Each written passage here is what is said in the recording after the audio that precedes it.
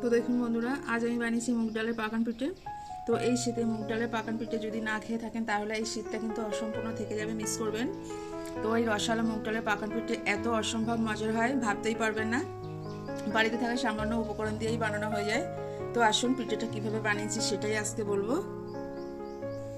তো আমি যেহেতু আজকে মুগ ডালের পাকান পিঠে বানাবো, যার জন্য আমি এক বাটি মুগ ডাল নিয়ে নিয়েছি আর নিয়ে নিয়েছি একটা প্রেসার কুকার, কারণ ডালটা সিদ্ধ করতে হবে।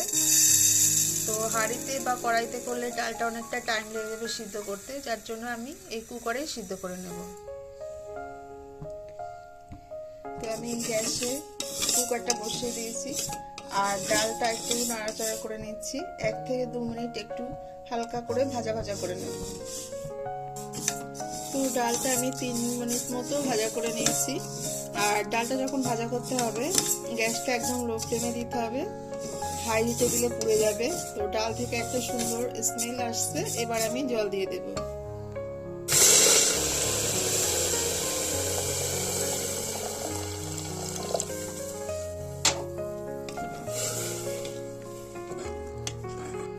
ডালটা 1 বাটি ছিল, আমি জলটা দিয়েছি 1.5 বাটি মতো। 1/2 চামচ মতো দিচ্ছি লবণ আর দিয়ে দিচ্ছি অল্প একটু সাদা তেল। তো তেলটা না দিলেও চলে, যেহেতু আমি প্রেসারে দিয়েছি উপর দিয়ে বেরিয়ে আসবে, যার জন্য অল্প 2-1 ফোঁটা দিয়েছি। তো আমি 2টো সিটি দিয়ে নেব, 3টে দিতে লাগবে না, 3টে হওয়ার আগেই বন্ধ করে দেব। তো আমার ডালটা সিদ্ধ হয়ে গেছে, আমি এবার কড়াইতে ঢেলে নেব। তো কড়াইটা আমি গ্যাসে বসিয়েছি আর আমি দিয়ে দিচ্ছি 1 চামচ চিনি। এবার আমি দিয়ে দিচ্ছি 1/2 চামচ চালের গুঁড়ো, সরি 1/2 বাটি।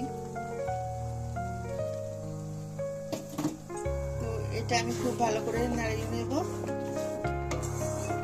আর দিয়ে দেব 1/2 বাটি ময়দা, ছোট বাটি যেহেতু। তো বুঝতেই পারছেন আমার ডোটা হয়ে গেছে, আমি এবার নামিয়ে নেব।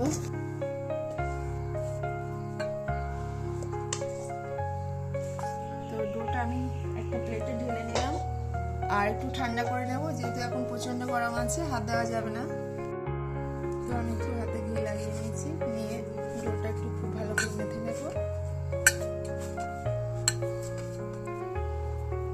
এবার আমি একটুখানি এর থেকে কেটে নিয়েছি, এরকম ছোট্ট মতো করে নিয়ে হাতের সাহায্যে গোল করে নিচ্ছি। আমি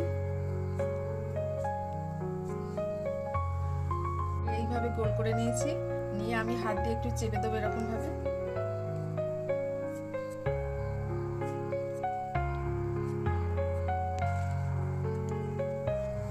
গোল করে নিয়েছি, এবার একটা চাকুর উল্টো পিঠ দিয়ে এরকম একটু ডিজাইন করব।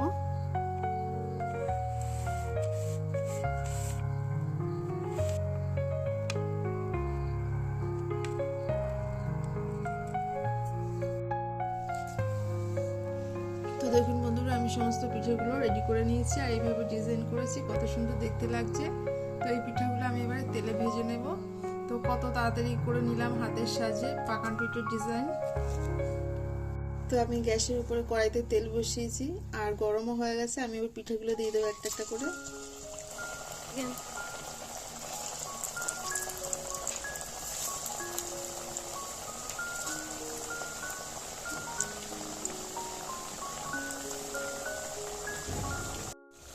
তো আমার পিঠেগুলোর একটা সাইডে কালার এসছে, তো এটা আমি একটু উল্টে দেব আর একটু লাল লাল করে ভেজে নেব। তো অনেকটা কালার চলে এসছে আমার, আর পিঠে কিন্তু সবগুলোই ফুলে উঠেছে, মানে একদম ভাজা হয়ে গেছে। তো কালারের জন্য আমি আর একটুখানি রাখবো। তো এই পিঠেগুলোর কালার চলে এসছে, আমি এগুলো তুলে নেবো এবার।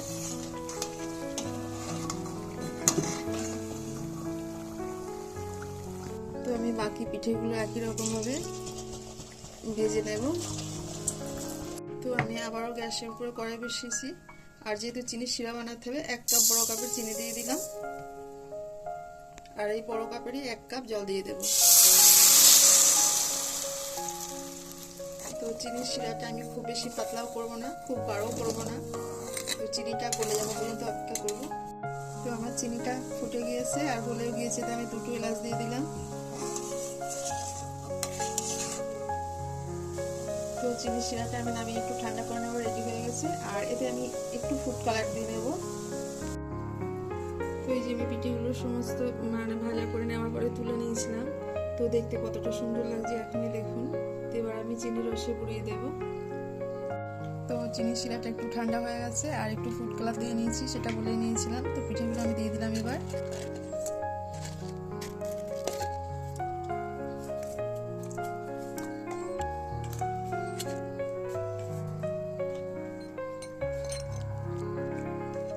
তো পিঠাগুলো আমি আপাতত 1 ঘন্টার জন্য রেস্টে রেখে দেবো।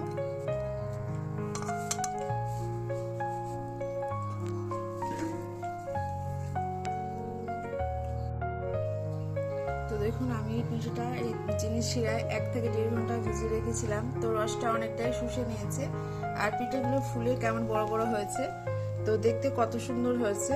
তো এগুলো আমি একটা প্লেটে সাজিয়ে নেব এবার।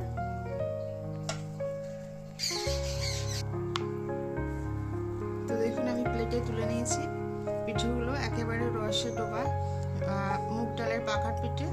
তো কেমন হয়েছে আমার মুগ ডালের পাখার পিঠে, আপনাদের পছন্দ যদি হয় তাহলে একটা লাইক দেবেন, আর আপনারা একদিন বাড়িতে ট্রাই করে খেয়ে দেখবেন, অসম্ভব মজার হয়। পাশে থাকবেন।